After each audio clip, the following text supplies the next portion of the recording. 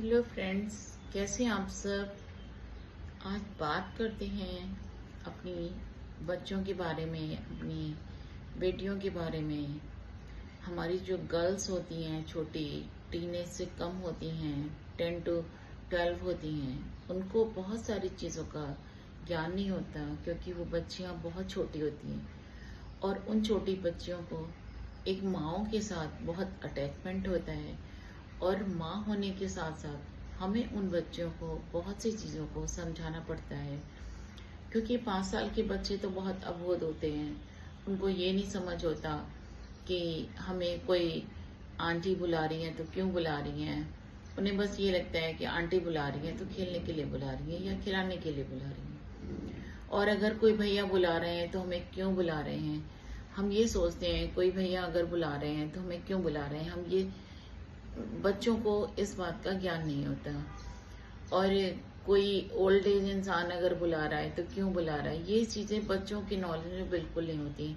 ये ड्यूटीज होती हैं हम माओ की, जो हम गार्जियन हैं अपने बच्चों के, हमको उनको समझाना होता है कि बेटा आपको अगर कोई आंटी, कोई अंकल, कोई भैया बुलाते हैं तो आप हमको बता के जाइए कि हमको ये वाले भैया बुला रहे हैं और हम इनके घर जा रहे हैं। एक शब्द है इंग्लिश में, गुड टच और बैड टच। ये दोनों शब्द जो बने हैं, ये बच्चों को समझाने के लिए बने हैं। आप लोग बच्चों को समझाइए जिससे कि बच्चों को छोटे से ही वो ज्ञान हो जाए कि अगर किसी ने, किसी अंकल ने, किसी भैया ने, किसी दीदी ने, किसी भी इंसान ने घर बुलाकर प्यार कर कर बच्चे को किसी भी तरह से किसी भी जगह छुआ हो तो वो बच्चा आपको घर में बता सके। दोस्तों, समस्या ये है कि हम लोग अपने बच्चों को डांट मार के इतना डरा देते हैं, इतना उनके अंदर भय पैदा कर देते हैं कि वो किसी चीज को सफर करते हैं तो अपने पेरेंट्स को नहीं बताते।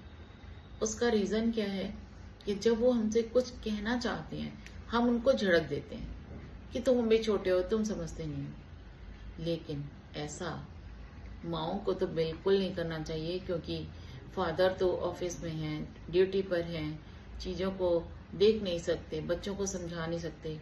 ये पूरी ड्यूटी हमारी माओ की होती है कि अपने बच्चे को हम किस तरह से कन्विंस करें, उनको वो सारी चीजें समझाएं कि बेटा अगर कोई इंसान आपको ऐसे छूता है तो हमको आकर बताइए।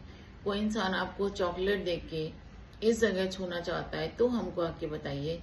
ऐसा दोस्ताना व्यवहार अपने बच्चों के साथ तो जरूर रखिए, चाहे वो बच्चे आपके 1 से लेकर 12 तक की एज के हों, चाहे वो बच्चे आपके टीन एज के हों, 18 तक के हों। लेकिन 18 तक के बच्चे टीन एज के बाहर तो समझ जाते हैं, टीन एज के बच्चे भी समझदार होते हैं, पर 10 to 12 जो बच्चे होते हैं, जो किड्स होते हैं, वो बहुत छोटे होते हैं। उन्हें इन चीजों का ज्ञान तो किसी भी कीमत में नहीं होता, जो कि हम माओ की ड्यूटी है कि हम उन्हें ये चीज समझाएं। और जब हम उन्हें ये चीज समझा देते हैं तो उसका जो असर होता है वो बच्चों के दिमाग पे पड़ जाता है।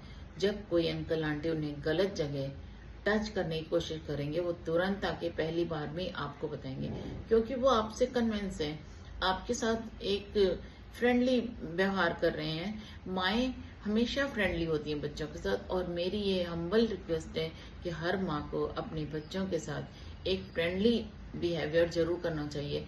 एक ऐसे